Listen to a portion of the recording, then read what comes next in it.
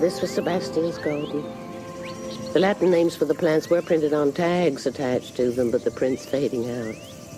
Those ones there are some of the oldest plants on Earth, survivors from the age of the giant fern forests. Of course, in this semi-tropical climate, some of the rarest plants, such as the Venus flytrap. Do you know what this is, Doctor, the Venus flytrap? An insectivorous plant? Yes, it feeds on insects. It has to be kept under glass from early fall to late spring. And when it went under glass, my son Sebastian had to provide it with fruit flies flown in at great expense from a Florida laboratory that used fruit flies for experiments in genetics. Well, I can't do that. Doctor, I can't. I just can't do it. It's not the expense, but the effort. So, goodbye, Venus flytrap. Like so much else. Oh, dear, do you know, I don't know why, but I already feel I can lean on your shoulder, Dr. Sue. Cukrovic. It's a Polish word. It means sugar, so let's keep it simple and call me Dr. Sugar. Well, now, Dr. Sugar.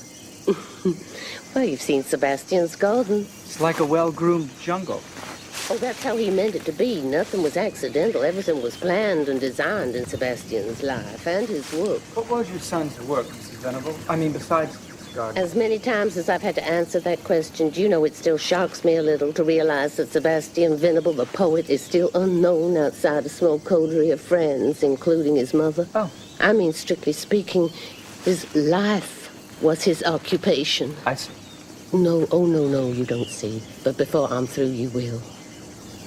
Sebastian was a poet. That's what I meant when I said his life was his work.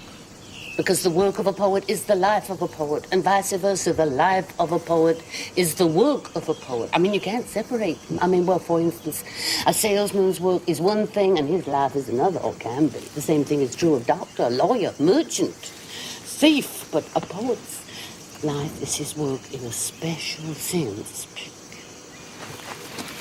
Oh. I've already talked myself breathless and dizzy. Mrs. Venable, did your doctor okay this thing? What thing?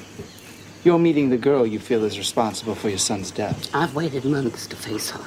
Because I couldn't get to St. Mary's to face her, I've had her brought here to my house. I won't collapse. She'll collapse. I mean, her lies will collapse. Not my truth. Not the truth. Forward march, Dr. Sugar. Oh.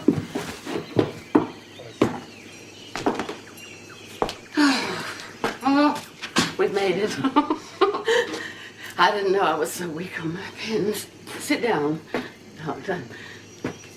I'm not afraid of using every last ounce and inch of my little leftover strength in doing just what I'm doing. I'm devoting all that's left of my life, Doctor, to the defense of a dead poet's reputation. Sebastian had no public name as a poet. He didn't want one. He refused to have one. He dreaded, abhorred false values that come from being publicly known, from fame, from personal exploitation. He'd say to me, Violet, Mother, you're gonna outlive me. What made him think that? Poets are always clairvoyant. And he had rheumatic fever when he was 15, and it affected a heart valve, and he wouldn't stay off horses and out of water and so forth. Violet, Mother, you're gonna live longer than me, and then when I'm gone, it will be yours, in your hands, to do just as you please with. Meaning, of course, his future recognition that he did want. He wanted it after his death when it wouldn't disturb him. Then he did want to offer his work to the world. All right. Have I made my point, Doctor? Well, here is my son's work, Doctor. Here is his life going on. Poem of Summer? Poem of Summer. And the date of the summer. There are 25 of them. He wrote one poem a year, which he printed himself on an 18th century hand press at his atelier in the French Quarter. So no one but he could see it. He wrote one poem a year. One for every summer we traveled together. The other 9 months of the year were really only a preparation. 9 months? The length of a pregnancy, yes. And the poem was hard to deliver? Yes, even with me. Without me, impossible, Doctor. He wrote no poem last summer. He died last summer. Without me, he died last summer. That was his last summer poem. One long ago summer. Now, why am I thinking of this? My son Sebastian said, Mother, listen to this. And he read me Herman Melville's description of the Encantadas, the Galapagos Islands. Quote, take 25 heaps of cinders dumped here and there in an outside silly lot. Imagine some of them magnified into mountains and the vacant lot the sea, and you'll have a fit idea of the general aspect of the Encantadas, the Enchanted Isles, extinct volcanoes, looking much as the world at large might look after a last conflagration. He read me that description and said that we have to go there. And so we did go there. In a chartered boat, a four-masted schooner, as close as possible to the sort of boat Melville must have sailed on. We saw the Encantadas, but on the Encantadas we saw something Melville hadn't written about. We saw the great sea turtles crawl up out of the sea for the annual egg laying. Once a year, the female of the sea turtle crawls up out of the equatorial sea onto the blazing sand beach of a volcanic island to dig a pit in the sand and deposit her eggs there. It's a long and dreadful thing, the depositing of the eggs. And when it's finished, the exhausted female crawls back into the sea, half dead. She never sees her offspring, but we did. Sebastian knew exactly when the sea turtle eggs would be hatched out, and we returned in time to see it. You went back to the terrible Encantadas in time to witness the hatching of the sea turtles and their desperate flight to the sea. The narrow beach, the color of caviar, was all in motion, but the sky was in motion too, full of flesh-eating birds. And the noise of the birds, the horrible, savage cries of the carnivorous birds over the long, narrow black heath of the Encantadas. As the just-hatched sea turtles scrambled out of the sand pits and started their race to the sea. Race to the sea? To escape the flesh-eating birds that made the sky almost as black as the beach. And the sand was all alive as the hatched sea turtles made their dash for the sea, while the birds hovered and swooped to attack, and hovered and swooped to attack, diving down on the hatched sea turtles, turning them over to expose their soft undersides, tearing the undersides open and rending and eating their flesh. Sebastian guessed that possibly only 1/100% of their number made the escape to the sea. What was it about that spectacle on the beach that fascinated your son? My son was looking for...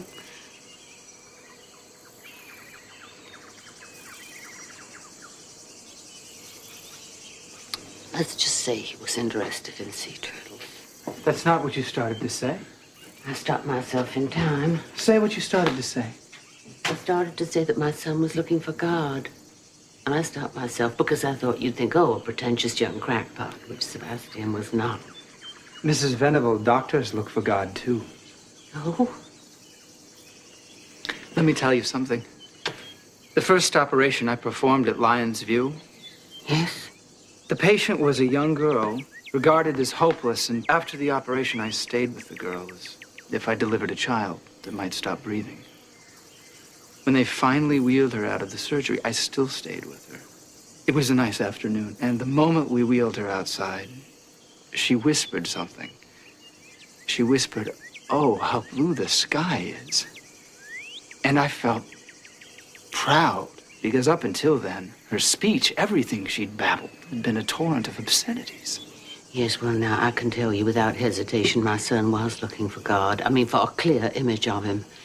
He spent that whole blazing equatorial day in the crow's nest of the schooner watching this thing on the beach till it was too dark to see it. And when he came down the rigging, he said, well, now I've seen him, and he meant God.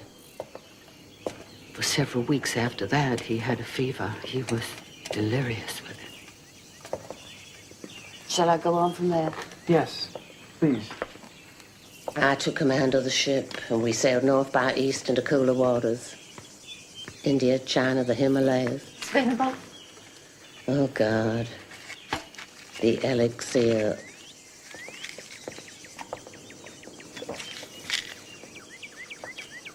Any kind of a drugstore to keep me alive.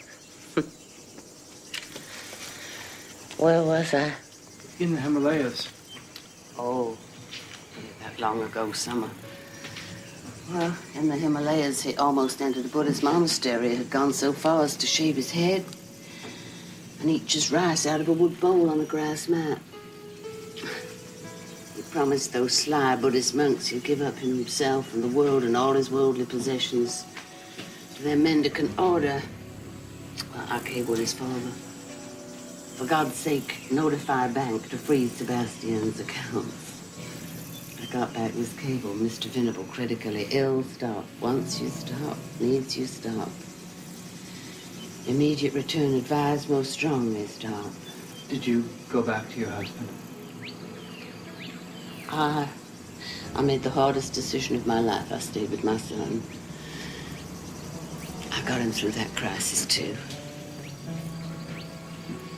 Within a month, he'd got up off that filthy grass mat and thrown the rice bowl away and booked us into Shepherd's Hotel, Cairo, and the Ritz in Paris.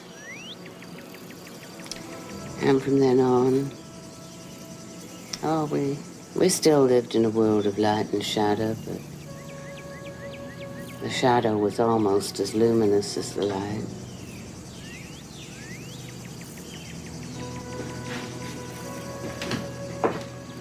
Don't you want to sit down now?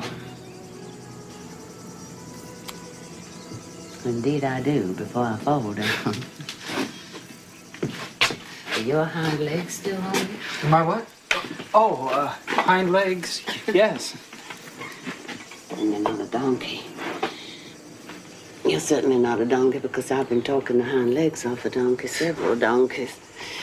I had to make it clear to you that the world lost a great deal, too, when I lost my son last summer. You would have liked my son. He would have been charmed by you. My son Sebastian was not a family snob or money snob, but he was a snob, all right. He was a snob about personal charm in people. He insisted upon good looks and people around him always, wherever he was. Here in New Orleans or New York or in Paris and Venice. He always had an entourage of the beautiful and the talented and the young. Your son was young, Mrs. Venable? Both of us were young, Doctor, and stayed young. Could I see a photograph of your son? Oh, indeed you could, Doctor. I'm glad you asked to see one through there. I'm going to show you not one photograph, but two in here. In here.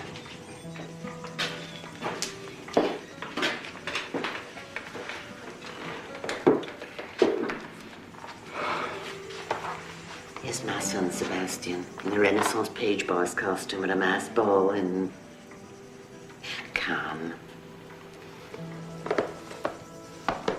Here's my son, Sebastian, in the same costume at a mass ball in Venice. Those two pictures were taken 20 years apart. Now, which one is the older, Doctor? This photograph looks older. The photograph looks older, but not the subject.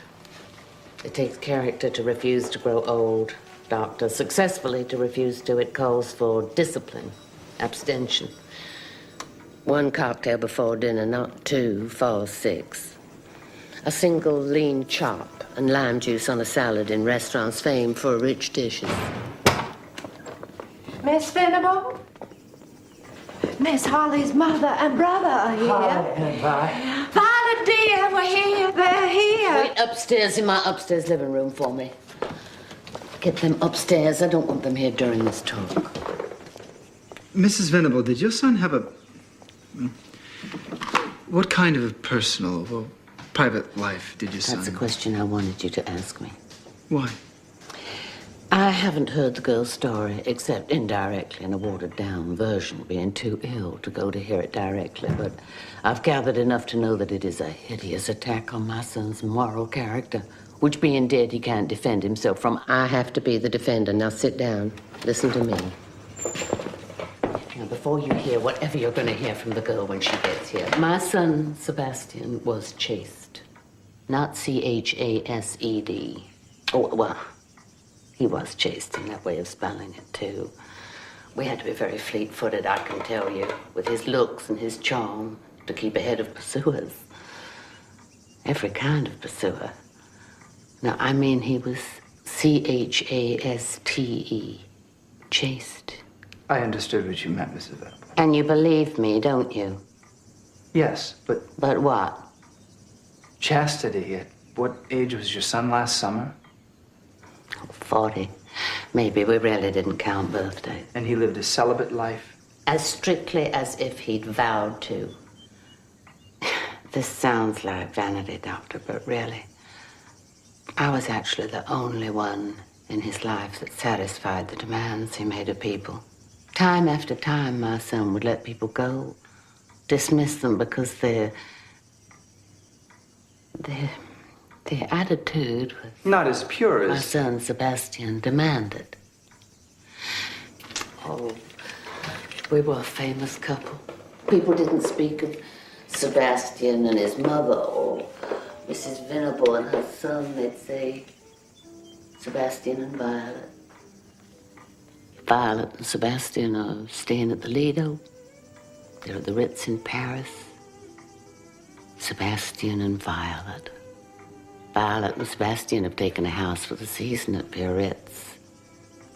On every appearance, every time we appeared, attention was centered on us. Everyone else eclipsed. Vanity? No, you couldn't call it that, Doctor. I didn't call it that. It wasn't folly de grandeur, it was grandeur. I see. An attitude toward life that's hardly been known in the world since the great Renaissance princes were crowded out of their palaces and gardens by successful shopkeepers. I see. And most people's lives, what are they but trails of debris? Each day, more debris, long, long trails of debris. With nothing to clean it all up but finally death. My son, Sebastian, and I constructed our days. Each day we would carve out each day of our lives like a piece of sculpture. Yes, we left behind us a trail of days like a gallery of sculpture. But last summer, I can't forgive him for it. Even now, he's paid for it with his life. He let in this vandal, this... The girl that... That you're going to meet here this afternoon. He admitted this vandal, and with her tongue for a hatchet, she's gone about smashing our legend. The memory... Mrs. Venable, what do you think is her reason? Lunatics don't have reason. I mean, what do you think is her motive? What a question. We put the bread in her mouth and the clothes on her back. People that like you for that, or even forgive you for it, are hen's teeth, Doctor. The role of the benefactor is worse than thankless. It's the role of a victim, Doctor. A sacrificial victim. Yes, they want your blood, Doctor. They want your blood on the altar steps of their outrageous egos. Oh, you mean she resented the... Loathed. They can't shut her up at St. Mary's. I thought she'd been there for months. I mean, keep her still there. She babbles. They couldn't shut her up in Cabeza de Lobo or at the clinic in Paris. She babbles, smashing my son's reputation. On the Berengaria, bringing her back to the States. She broke out of the stateroom and babbled, even at the airport when she was flown down here. She babbled a bit of her story before they could whisk her into an ambulance to St. Mary's. This is a reticule, Doctor. Catch-all, carry-all bag for an elderly lady that I turned into last summer. Would you open it for me? My hands are stiff. Fish out some cigarettes. And a cigarette holder. Oh, I don't have any matches. I think there's a table lighter on the table. Yeah, there is.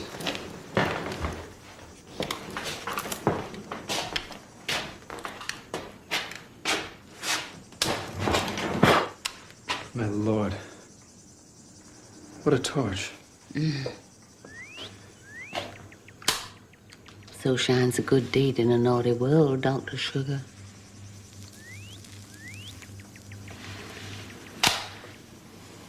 My stick. Mrs. Venable, Yes.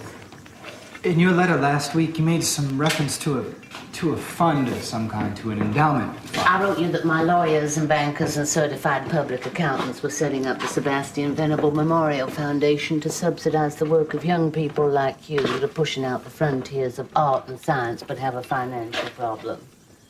You have a financial problem, don't you, Doctor? Yes, we do. My work is such a new and radical thing that the people in charge of the state funds are naturally a bit scared of it, and they keep us on a small budget, so small that we need a separate ward for my patients. I don't mean to turn you against my work at Lionsview, but I have to be honest with you. There's a good deal of risk in my operation. Whenever you enter the brain with a foreign object. Yes. Even a needle-thin knife in a Yes. skilled surgeon's fingers. Yes? Well, there's a good deal of risk involved in the operation. You said it pacifies them. It quiets them down. It suddenly makes them peaceful. Yes, it does that. That much we already know, but... But what?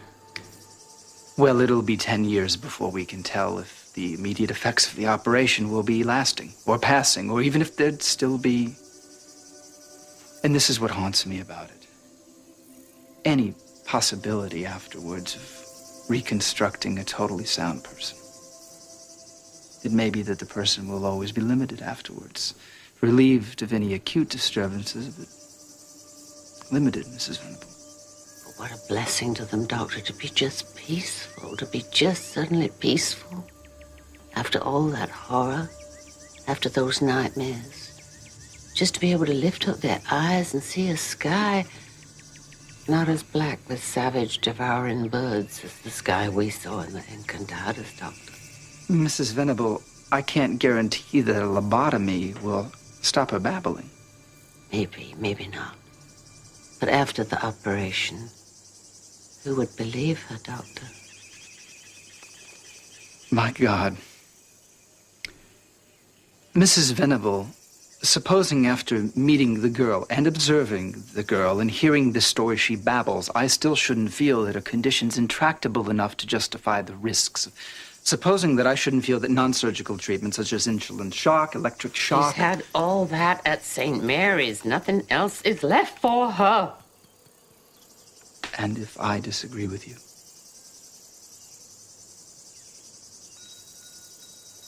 That's just part of a question. Finish the question, Doctor. Would you still be interested in my work at Lionsview? I mean, would the Sebastian Venable Memorial Foundation still be interested in it? Are we always more interested in a thing that concerns us personally, Doctor?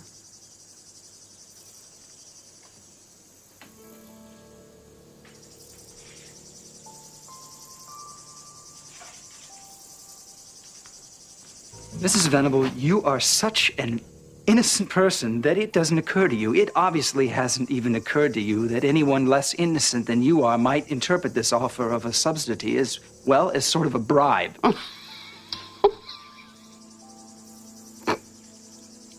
Name it that. If you like, I don't care. There are just two things to remember. She's the destroyer. My son was the creator. Now, if my honesty has shocked you, pick up your little black bag and run away out of this garden without the subsidy in it. Nobody's heard our conversation but you and I, Dr. Sugar. Miss Venable? What is it, Miss Foxhill? Miss Venable, Miss Holly is here with... My God, there she is. I told you to meet them at the door and lead them around the side of the house, and you didn't listen. Stay in the garden if you wish to, or run out of the garden if you wish to, or go in this way if you wish to, or do anything that you wish to, but I'm going to have my 5 o'clock daiquiri frozen before I face her.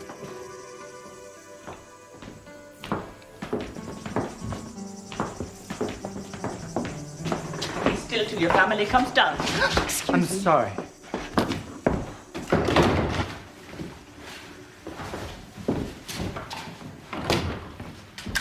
What did you take out of that box on the table? Just a cigarette. Put it back in the box. It's too late, it's already lighted. Give it here. Please let me smoke. Give it here. Sister Felicity. Catherine, give it here. You know that you're not allowed to smoke at St. Mary's. We're not at St. Mary's. This is an afternoon hour. You're still in my charge. I can't permit you to smoke because the last time you smoked, you dropped a lighted cigarette in your dress and started a fire. I did not start a fire, just burned a hole in my skirt because I was half unconscious on Catherine, medication. give it here. Don't be such a bully. Disobedience has to be paid for later. All right, I'll pay for it later. Catherine, give me that cigarette, or I'll make a report that'll put you right back on the violent ward if you don't. I'm not being violent, sister. Give me that cigarette. I'm holding my hand out for it. All right, take it. Here, take it. You burned me with it. I'm sorry, I didn't mean to. You deliberately burned me. You said give it to you, and so I gave it You to stuck the you. lighted end of that cigarette in my hand. I'm sick of being bossed and bullied. Oh, sit down!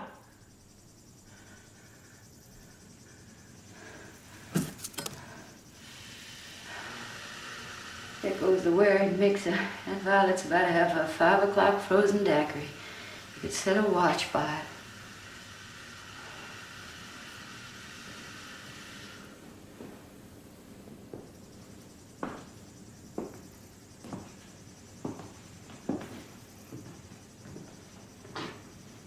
We're in Sebastian's house.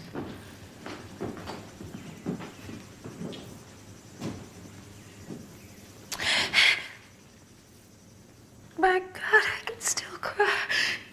Did you have any medication before you went out? No, I didn't have any. Will you give me some, sister? I can't. I wasn't told to. However, I think the doctor will give you something. The young man I bumped into? Yes, the young doctor's a specialist from another hospital. What hospital? A word to the wise is sufficient. I knew I was being watched. He's staring at me. Sit down and be still. Your family's coming outside. Is it Lions View, Doctor? Catherine, Lions View, is it, Doctor? down. When can I stop running down that steep walk street into Burnsville? Catherine, dear, be still. I loved him, sister. Why wouldn't he let me save him? I tried to hold on his hand, but he struck it away and ran in the wrong direction. Sebastian, sister. Catherine, dear, sit down. Bless you, sister. Thank you. The doctor's still there. He can't hide. He catches the light. He shines through the shutters. His eyes are so blue. I wonder where he's blonde.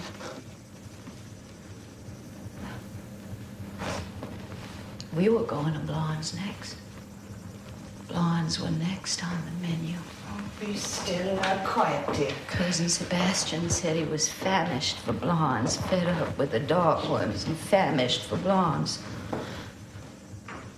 All the travel brochures he picked up were advertisements of the blonde northern countries. Fed up with the dark ones, famished for the light ones. That's how he talked about people, as if they were items on a menu. That one's delicious looking. Or that one's appetizing. Or that one's not appetizing. I think because he was really nearly half-starved from living on pills and salads. Stop it, Catherine. Be still. He liked me, so I loved him. Why wouldn't he let me save him?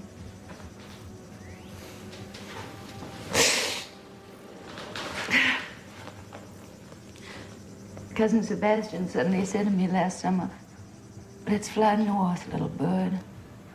I want to walk under those radiant, cold northern lights. I've never seen the aurora borealis." Somebody said or wrote once, we're all of us children in a vast kindergarten, trying to spell God's name with the wrong alphabet blocks.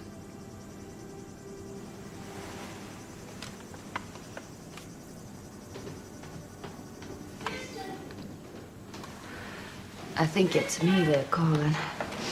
They call me sister, sister. Sister! Sister! Sister! Sister! Catherine, dear. Catherine. Mama, doesn't she look fine, George? Uh-huh. They send you to the beauty parlor whenever you're going to have a family visit. Other times you look just awful. They won't let you have a lipstick or a compact or anything made out of metal because they're afraid that she'll swallow it. Well, I think she looks just splendid, don't you, George? Can't we talk to her without the nun for a minute? Yes, I'm sure we can. Sister? Excuse me. Sister Felicity, this is my mother, Mrs. Holly, and my brother, George. How do you do? How do you do? This is Sister Felicity. We're so happy that Kathy's at St. Mary's. So very grateful for all that you're doing for her. We do the best we can for her, Mrs. Holly. I'm sure you do. I wonder if you would mind if we had a little private chat with our Kathy? I'm not supposed to let her out of my sight. It's just for a minute. You can sit in the hole or in the garden, and we'll call you right back here the minute the private part of our talk is over.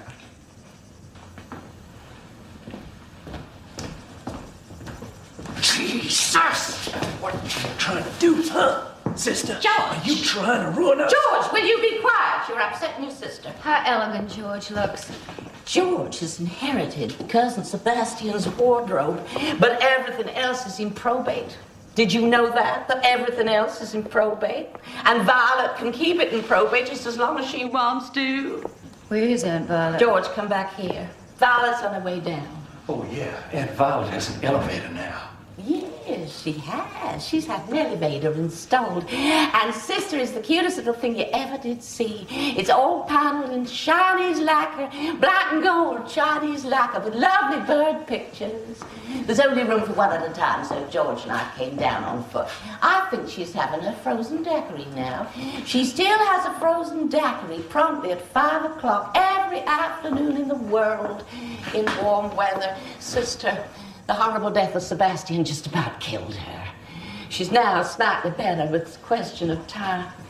Dear, you know, I'm sure you understand why we haven't been out to see you at St. Mary's. They said that you were too disturbed. and that a family visit might disturb you more. But I want you to know that nobody, absolutely nobody in the city knows a thing about what you've been through, haven't you? Not a thing. Now, sister, I want you, please, to be very careful about what you say to Aunt Violet about what happened to Sebastian in Cabeza de Lobo. What do you want me to say about what... Just don't repeat that same fantastic story. For my sake and George's sake. For the sake of your brother and mother, don't repeat that horrible story again. Not to Aunt Violet, will you? Then I'm gonna have to tell Aunt Violet what happened to her son in Cabeza de Lobo last summer. Honey, that's why you're here. She has insisted on hearing it from you. You were the only witness to it, Kathy. No, there were others that ran. Oh, sister, you've just been having some sort of little nightmare about it. Now, listen to me, will you? Sebastian has bequeathed to you and George in his will. To each of us, 50 grand each after taxes. Get it? Oh, yes, but if they give me an injection, I won't have any choice but to tell exactly what happened in Cabeza de Lobo last summer. Don't you see? I won't have any choice but to tell the truth. It makes you tell the truth because it shuts something off that might make you able not to, and everything comes out, decent or not decent. You have no control, but always, always the truth. Catherine, darling, I don't know the full story, but surely you're not too sick in your head to know in your heart that the story that you're telling is just Kathy, you gotta forget that story, can't you? For your 50 grand. Because if Aunt Va contests the will, and we know she will, she'll keep it in the courts forever. It's in probate now, and it'll never get out of probate until you drop that story. We can't afford to hire lawyers good enough to contest it. So if you don't stop telling that crazy story, we won't have a pot to cook brains in.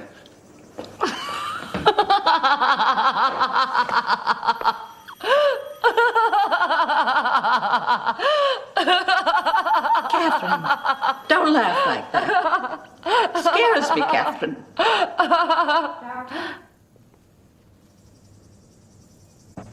Doctor. Telephone. Okay. The money is all tied up. If Aunt Vi decided to contest Sebastian's will, if it leaves us all of this cash, am I coming through to you, sister? Yes, little brother. You are. See, Mama, she's crazy like a coyote. We won't get a single damn penny. Honest to God, we won't. So you just got to stop telling that story about what you say happened to Cousin Sebastian in Cabeza de Lobo, even if it's what it couldn't be. True. Kathy, why did you invent such a tale? But, Mother, I didn't invent it. I know it's a hideous story, but it's a true story of our time and the world we live in and what did truly happen to Cousin Sebastian in Cabeza de Lobo. Oh, so you are gonna tell it.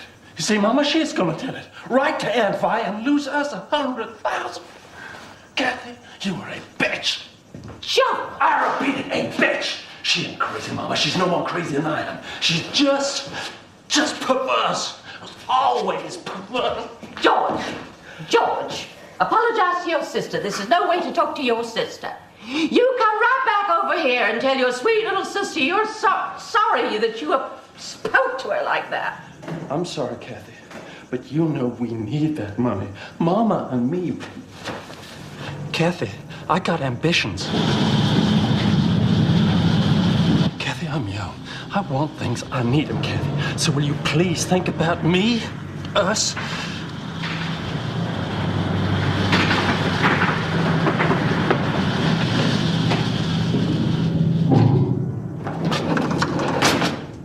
Miss Holly! Someone's calling for me. Catherine, George put it very badly, but you know it's true, dear, that we do have to get what Sebastian left us in his will, dearest. And you won't let us down. Promise, you won't let us down. now. Here comes Aunt Vi. Mama, Kathy, Aunt Vi. Here comes Aunt Vi. Kathy, here's Aunt Vi. She sees me, and I see her. That's all that's necessary. Put my chair over there.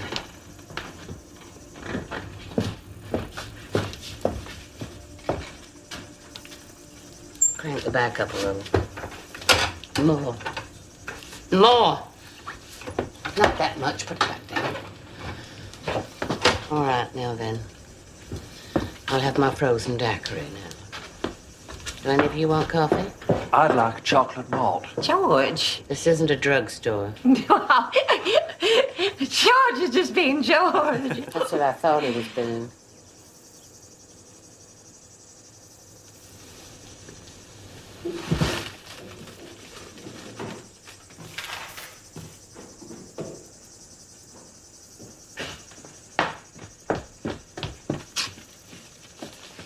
Here's the portfolio, Mark Cabeza de Lobo. It has all your correspondence with the police there and the American consul. I asked for the English transcript. It's in a separate. Yes. Here it is. Oh. And here's the report from the private investigators. And here's the report from the... Yes. Where is the doctor? On the phone in the library. Why does he choose such a moment to make a phone call? He didn't make a phone call. He received a phone call. Why are you talking to me like a burglar? She's frightened, Aunt Vi. Can I get up now? Kathy, dear, did George tell you he received bids from every good fraternity on the Tulane campus? Went far dealt because Paul Jr. did? I see he had the natural tact and good taste to come here this afternoon outfitted from head to foot in clothes that belonged to my son. You gave them to me, Aunt Vi. I didn't know you'd parade them in front of me, George. George, tell Aunt Vi just how grateful you are. I found a little Jew tailor on Britannia Street that makes alterations so good you'd never guess they weren't cut out for me to begin with. And so reasonable. Luckily, since it seems that Sebastian's wonderful bequest to George and Kathy is going to be tied up a while. Aunt Vi, about the will. I was wondering if we can't figure out some way... George means to expedite it. Get through the red tape I understand quicker. his meaning. Fox, they'll get the doctor. Doctor? Doctor? George, no more about money. I don't want to see her again.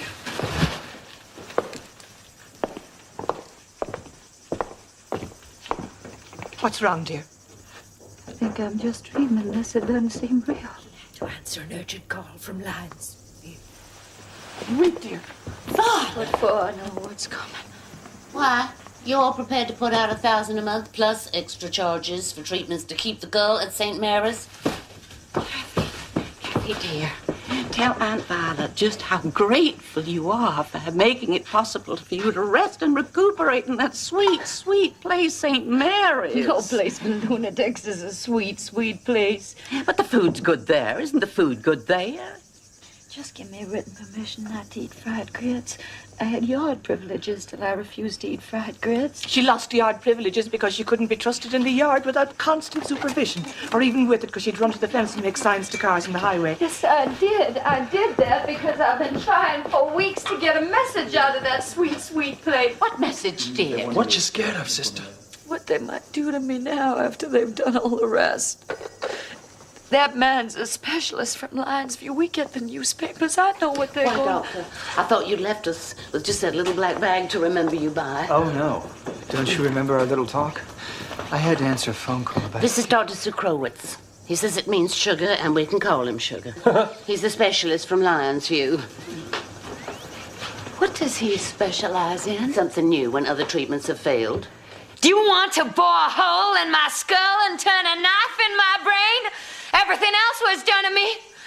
You'll need my mother's permission for that. Paying to keep you in a private asylum. You're not my legal guardian. Your mother is dependent on me. All of you are, financially. I think the situation is clear to me now. Good, in that I think case. a quiet atmosphere will get us the best results. I don't know what you mean by quiet atmosphere. She shouted, I didn't. Mrs. Venable, let's try to keep things on a quiet level now. Your niece seems to be distressed. She has every reason to be. She took my son away from Violet, me. you're not being fair. Oh, aren't I? She's not being fair. You know why Sebastian asked me to travel I with do him. know why. You weren't able to travel. You'd had a... Go on. What had I had?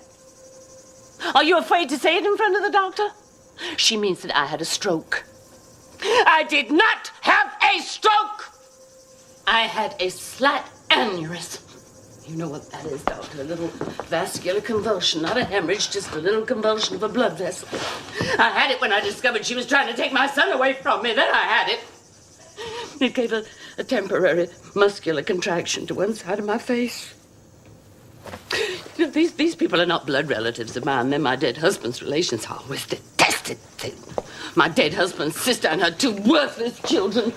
But I did more than my duty to keep their heads above water to please my son, whose weakness was being excessively soft-hearted. I went to the expense and humiliation, yes, public humiliation of giving this girl a debut, which was a fiasco. Nobody liked her when I brought her out. Oh, she had some sort of notoriety. She had a sharp tongue that some people mistook for wit. A habit of laughing in the faces of decent people, which would infuriate them and also reflected adversely on me. And Sebastian, too, but Sebastian was amused by this girl. Well, I was disgusted. Sickened. And halfway through the season, she was dropped off the party lists. Yes, dropped off the list in spite of my position. And why? Because she'd lost her head over a young married man, made a scandalous scene at a Mardi Gras ball in the middle of the ballroom, and everybody dropped her like a hot rock. But my son Sebastian still felt sorry for her and took her with him last summer instead of me. I can't change truth. I'm not God. I'm not even sure that he could. I don't think God can change the truth. How can I change the story of what happened to her son in She was in love with my son. Let me go back to St. Mary's. That is not where you'll go. I'm lying to you. You know that you was lying, Father. Don't call me Aunt. Catherine, My dear husband. I don't want to. I didn't want to come here. I know what she thinks. Oh, she thinks that I murdered her son. She thinks that I was responsible for his death. That's right. I told him when he told me that he was taking you with him instead of me that I'd never see him again, and I never did, and only you know why. Miss Catherine! Miss Catherine! Go away! Catherine! Get away from me! Leave me alone! No! Catherine! Leave me alone! Catherine! Mrs. Venable. Mrs. Venable, I need to be left alone with Miss Catherine for a few minutes.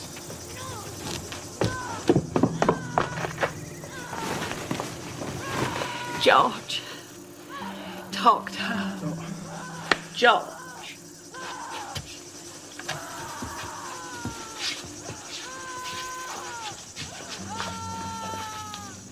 Aunt Vi, Kathy can't go to Lions View. Everyone in the Garden District would know you put your niece in a state asylum, Aunt Vi.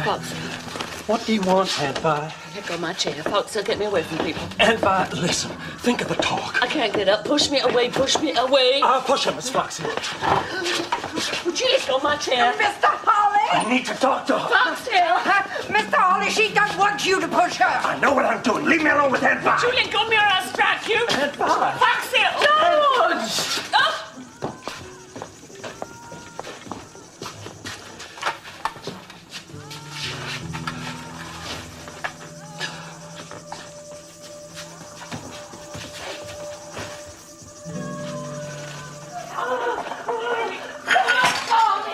Catherine! No! Catherine! You don't have to hold on to me. I can't run away. I got it.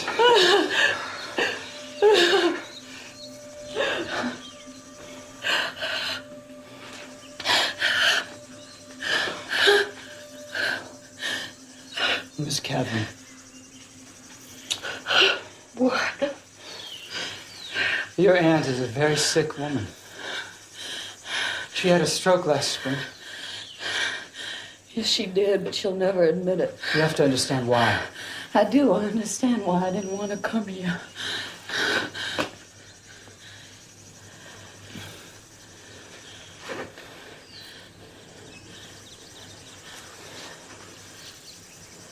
Do you hate her, Miss Catherine?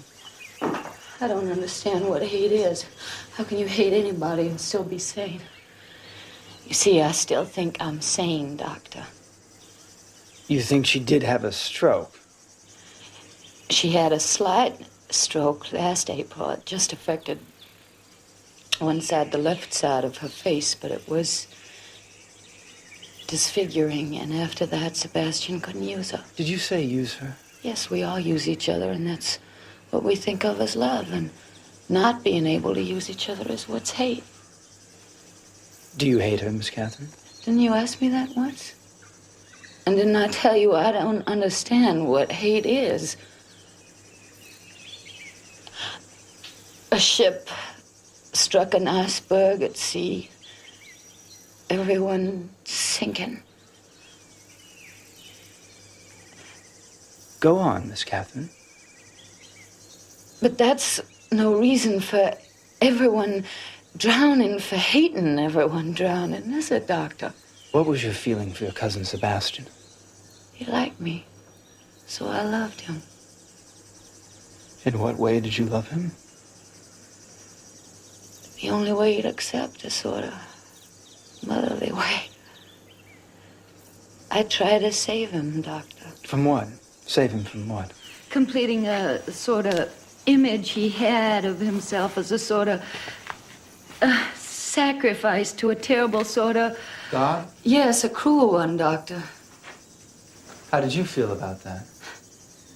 Doctor, my feelings are the sort of feelings you have in a dream. Your life doesn't seem real to you? Suddenly last winter, I began to write my journal in the third person. Something happened last winter. At a Mardi Gras ball, some boy that took me to it got too drunk to stand up. And I wanted to go home. My coat was in the cloakroom. They couldn't find the check for it in his pockets. I said, oh, hell, let it go. I started out for a taxi. Somebody took my arm, said, I'll drive you home. He took off his coat as we left the hotel and put it over my shoulders, and then I looked at him. I don't think I'd ever seen him before then, really. He took me home in his car, but he took me to another place first. We stopped at the Dueling Oaks at the end of Esplanade Street. Stopped. I said, what for? And he didn't answer. Just struck a match in the car to light a cigarette in the car. And I looked at him in the car and I knew what for. I think I got out of the car before he got out of the car. We walked through the wet grass to the great misty oaks as if somebody was calling us for help there. And then? After that? I lost him. He took me home. Said an awful thing to me. We'd better forget it. He said, my wife's expecting a child, and I just entered the house, sat there thinking a little, and suddenly I called a taxi and went right back to the Roosevelt Hotel ballroom. The ball was still going on. I thought I'd gone back to pick up my borrowed coat, but that wasn't what I'd gone back for. I'd gone back to make a scene on the floor of the hotel ballroom. Yes, I didn't stop at the cloakroom to pick up Aunt Violet's old mink stole, no. I rushed right into the ballroom and spotted him on the floor. Ran up to him and beat him as hard as I could. On the face and chest with my fist.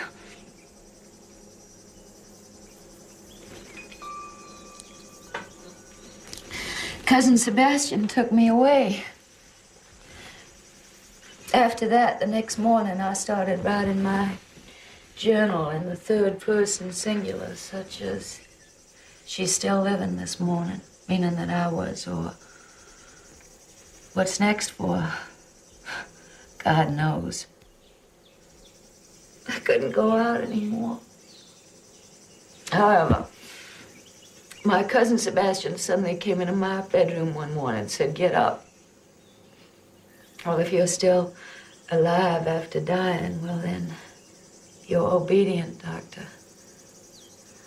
I got up. He took me downtown to a place for passport photos, said, "Mother can't go abroad with me this summer. You're going to go with me this summer instead of Mother. If you don't believe me, read my journal of Paris."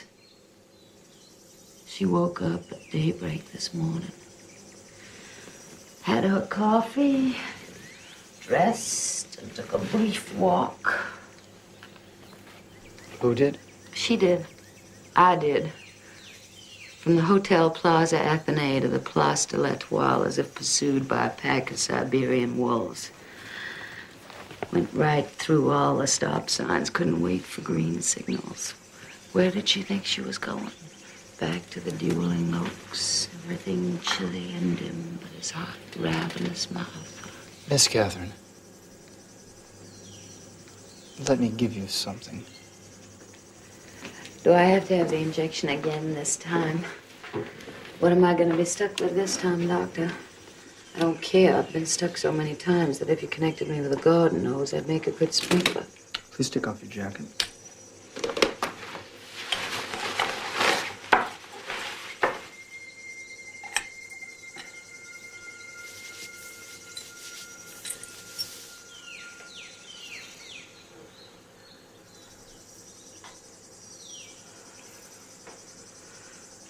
I didn't feel it.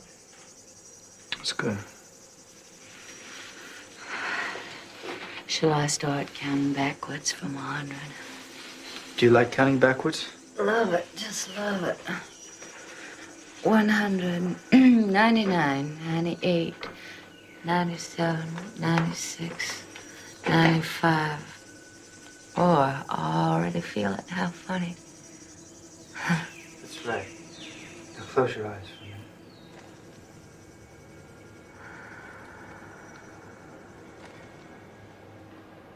Miss Catherine, I want you to do this. Name and it's yours, Dr. Shaw. The truth. Truth's the one thing I've never resisted. Sometimes people just think they don't resist it, but they still do. They say it's at the bottom of the bottomless well, you know. Truth. Where was I now? At 90? You don't have to count backwards. At 90 something? You can open your eyes.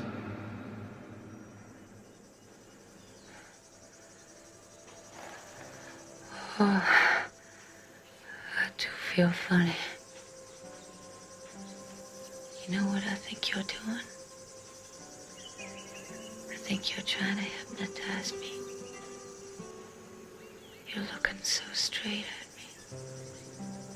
Doing something to me with your eyes. Your eyes. Is that what you're doing to me? Is that what you feel I'm doing? I feel so peculiar. It's not just the drug. Give me all your resistance. You are totally passive. Yes, I am. You will do what I ask. Yes, I will try. You will tell the true story. Yes, I will. The absolutely true story. No lies. Nothing not spoken. Everything told exactly. Everything exactly. Because I have to. Can I stand up? Yes, but be careful. You might feel a little bit dizzy. Oh, I can't. Tell me to, then I think I could. Stand up.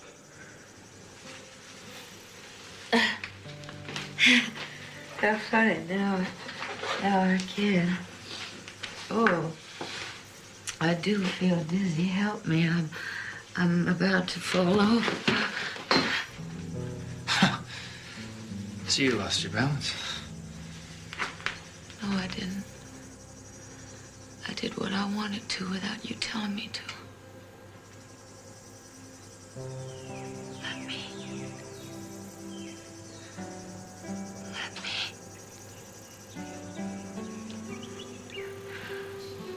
Let me. Oh, let me. Oh, let me.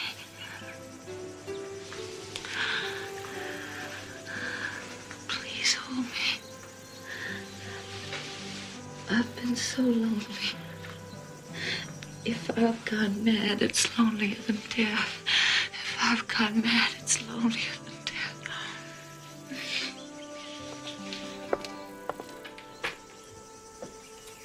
Kathy!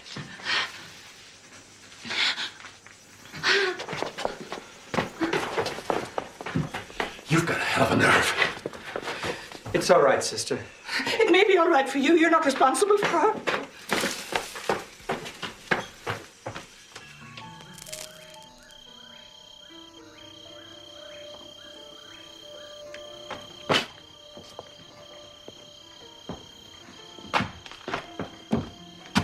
What's the matter, George? Is Catherine ill? No. Miss Catherine had an injection that made her a little unsteady. What did he say about Catherine? She's gone into the garden. It's all right. She'll come back when I call her. Call her now.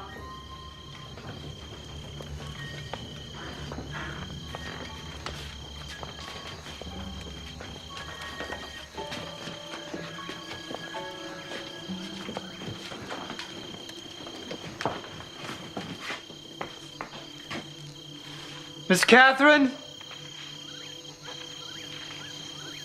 Miss Catherine?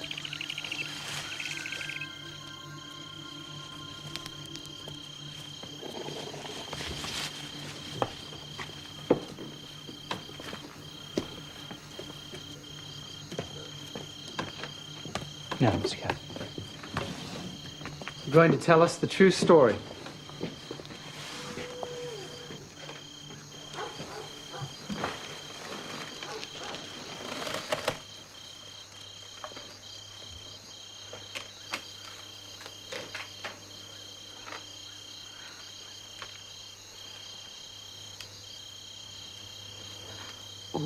Where do I start the story? Wherever you think it started.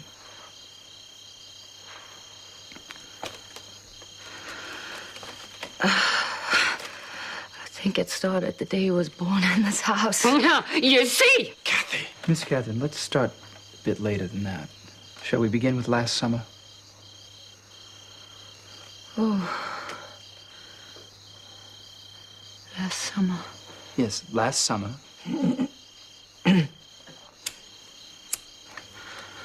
Could I? Keep that boy away from her. She wants to smoke, Aunt Vi. Something helps in the hands. She's not. It's all right, sister.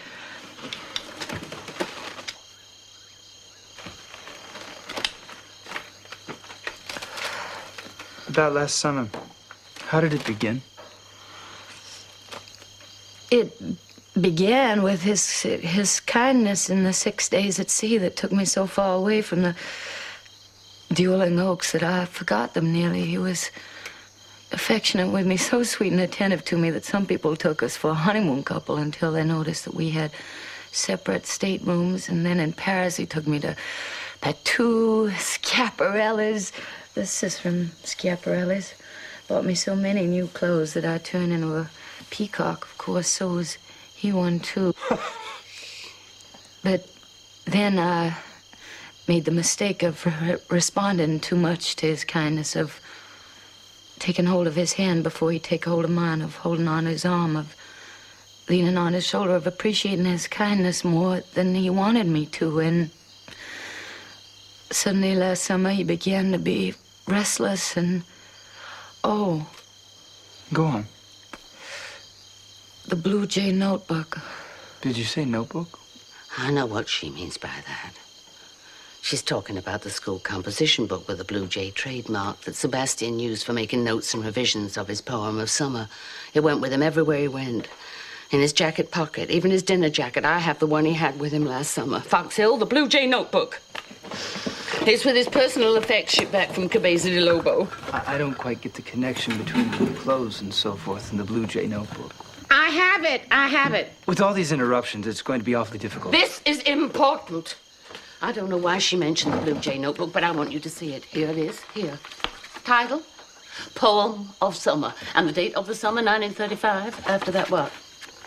Blank pages. Blank pages. Nothing.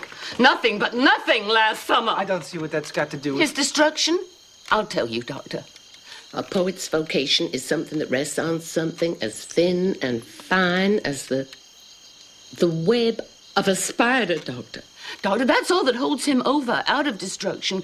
Very few people are able to do it alone. Great help is needed. I did give it. She didn't. He's right about that. I failed him. I couldn't keep the web from breaking. I tried to keep it from breaking, but I couldn't save or repair it. And now the truth's coming out. We had an agreement between us, a sort of contract or covenant between us, which he broke last summer when he broke away from me and took her with him, not me. When he was frightened, and I knew when and what of, because his hands would shake and his eyes looked in, not out. I'd reach across the table and touch his hands and say not a word. Just look and touch his hands with my hand until his hands stopped shaking and his eyes looked out, not in. And in the morning, the poem would be continued until it was finished. I couldn't. Naturally not. He was mine. I knew how to help him. I could. You didn't. Yes. You couldn't. Interruption. You see, I would say you will, and he would. So we went to Cabeza de Lobo. We flew down there from where he gave up writing his poem. Because last he'd summer. broken up. Yes, something had broken. That string of pearls that old mothers hold their sons. She means that I held him back from from destruction. All I know is that suddenly last summer he wasn't young anymore. And we went to Cabeza de Lobo, and he suddenly changed from the evenings to the beach. From evenings to the beach. I mean, from the evenings to the afternoons, from the fashion... Fashionable. Is that the word? Yes. Suddenly last summer, Cousin Sebastian changed to the afternoons and the beach. What beach? There's a beach that's known as La Playa San Sebastian. That's where we started spending all afternoon, every day. What kind of beach was it? A big public beach near the harbor. A big public beach. It's little statements like that that give away. After all I've told you about his fastidiousness. You mustn't interrupt her. Such a statement that Sebastian would go every afternoon to some dirty, free public beach near a harbor. A man that had to go out a mile in a boat to find water fit to swim in. Mrs. Venable, no matter what she says, you're going to have to let her say it without any further interruption, or this interview will be I useless. shan't speak again. I'll keep still. If it kills me. I don't want to go on. Go on with your story. Every afternoon, you and your cousin Sebastian went out to this free public beach. No, the free one was right next to it. There was a fence between the free beach and the one that we went to. And what did you do there? Did anything happen there that disturbed you about it?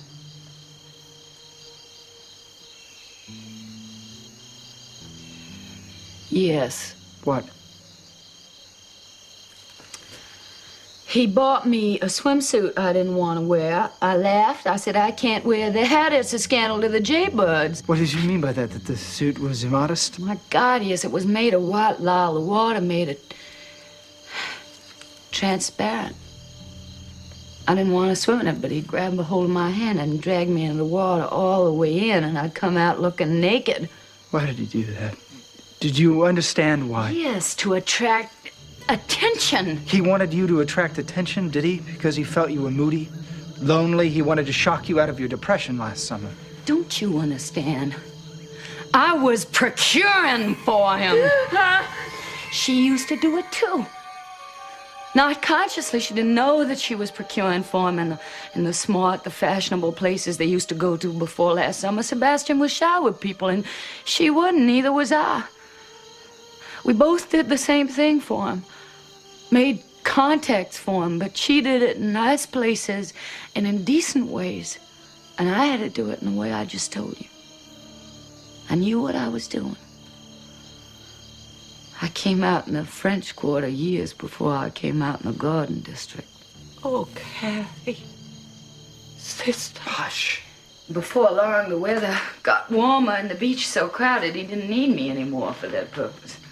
The ones on the free beach began to climb over the fence or swim around it. Bands of homeless young people that lived on the free beach like scavenger dogs, hungry children.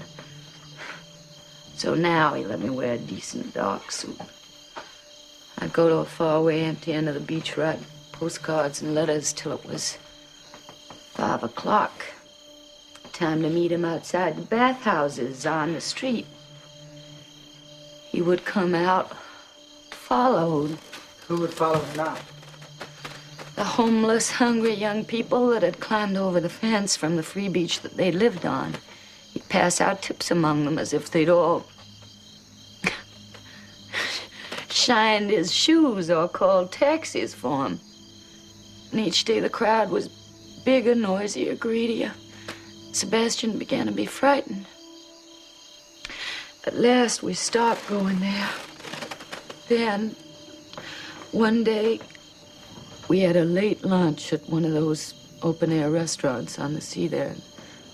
Sebastian was as white as the weather. He kept touching his face and throat here and there with a white silk handkerchief and popping little white pills in his mouth.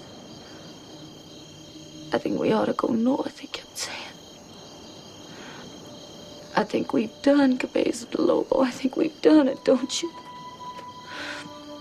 I thought we'd done it, but I'd learned that it was better not to seem to have an opinion, because if I did, well, Sebastian always preferred to do what no one else wanted to do, and I always try to give the impression of agreeing reluctantly to his wishes. It was a game. It's all right, sister.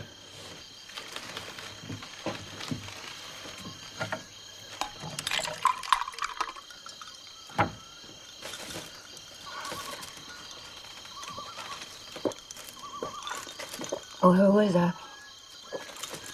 Oh, yes, that 5 o'clock lunch at one of those fish places along the harbor, which was fenced off with barbed wire. There were naked children along the beach, a band of frightfully thin and dark naked children that looked like a flock of plucked birds, and they'd come darting up to the barbed wire fence as if blown there by the wind. The hot, white wind from the sea, all crying out, "Pine, pine, pine," and stuffing their little black fists to their mouths and making those gobbling noises with frightful grins. And he said, "Don't look at those little monsters. Beggars are a social disease in this country. If you look at them, you get sick of the country. It spoils the whole country for you." Go on, Miss Catherine. The band of children began to serenade us. You what?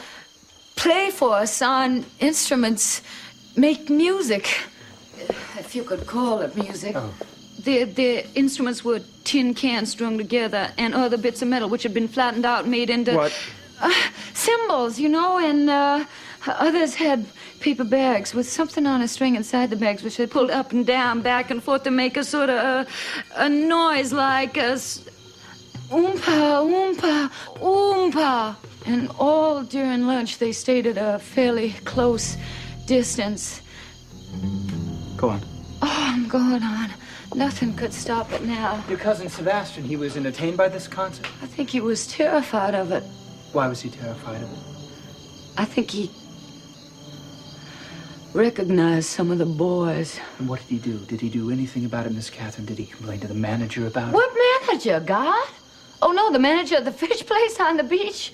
Oh, no, you don't understand my cousin. What do you mean? He accepted all as how things are. He thought it unfitting to ever take any action about anything whatsoever except to go on doing as something in him directed. After the salad, before they brought the coffee, he suddenly pushed himself away from the table and said, "Way to make them stop that. They've got to stop that. I'm not a well man. I have a heart condition. It's making me sick." This was the first time that Cousin Sebastian had ever attempted to correct a human situation. I think perhaps that was his fatal error. It was then that the waiters, all 8 or 10 of them, charged out and beat the little musicians away with clubs and skillets and anything hard they could snatch from the kitchen. Cousin Sebastian left the table. He fled from the place, and I followed. It was all white outside. White hot. Blazing white hot, hot blazing white. At 5 o'clock in the afternoon in the city of Cabeza de Lobo. It looked as if a huge white bone had caught on fire in the sky and blazed so bright that it was white and turned the sky and everything under the sky white with it. White? Yes, white. You followed your cousin Sebastian out of the restaurant onto the hot, white street? Running up and down the hill. You ran up and down a hill? No, it didn't move either way at first. I rarely made any suggestion, but this time I did. And what did you suggest? Cousin Sebastian seemed to be paralyzed near the entrance of the cafe, so I said, let's go. Down that way's the waterfront. We're more likely to find a taxi near there, or why don't we go back in and have them call us a taxi? And he said, mad? Are you mad? Go back in that filthy place, never. That gang of kids shouted vile things about me to the waiters. Oh, I said then, and let's go down toward the docks. Let's not try to climb the hill in this dreadful heat. And Cousin Sebastian shouted, please shut up. Let me handle this situation, will you? I want to handle this thing. And he started up the steep street with a hand stuck in his jacket where I knew he was having a pain in his chest from his palpitations. And he walked faster and faster in panic, but the faster he walked, the louder and closer it got. They'd somehow gotten through the barbed wire and out onto the street and were following. Sebastian started to run. They all screamed at once. They seemed to fly in the air. They outran him so quickly. I screamed. I heard Sebastian scream. He screamed just once before that flock of black plucked little birds pursued him and overtook him halfway up the hill. And what did you do then? Ran. Ran? Ran where? Down. Oh, I ran down. The easier direction to run was down, down, down, screaming out help all the way till waiters, police and others ran out of buildings and rushed back up the hill with me. And when we got to where Sebastian had disappeared in that flock of featherless little black sparrows, he was lying naked, as they had been naked, against a white wall.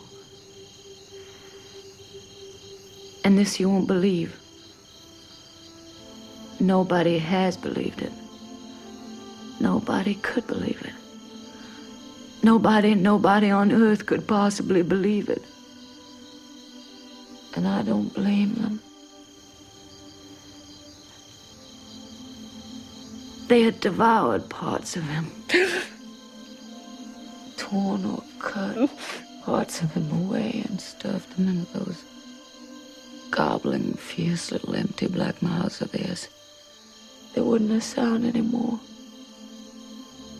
There was nothing to see but Sebastian. What was left of him? It looked like a big white paper wrapped bunch of red roses that had been torn, thrown, crushed. Against that blazing white wall.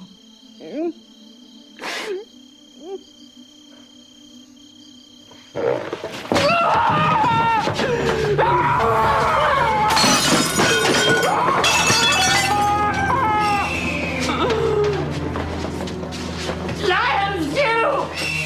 State asylum! Cut that hideous story out of her brain!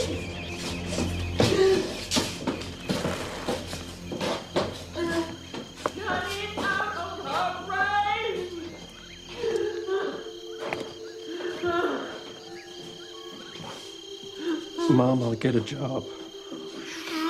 Son.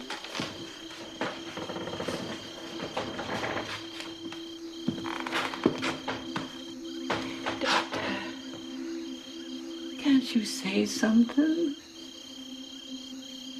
I think we ought to at least consider the possibility that the girl's story could be true.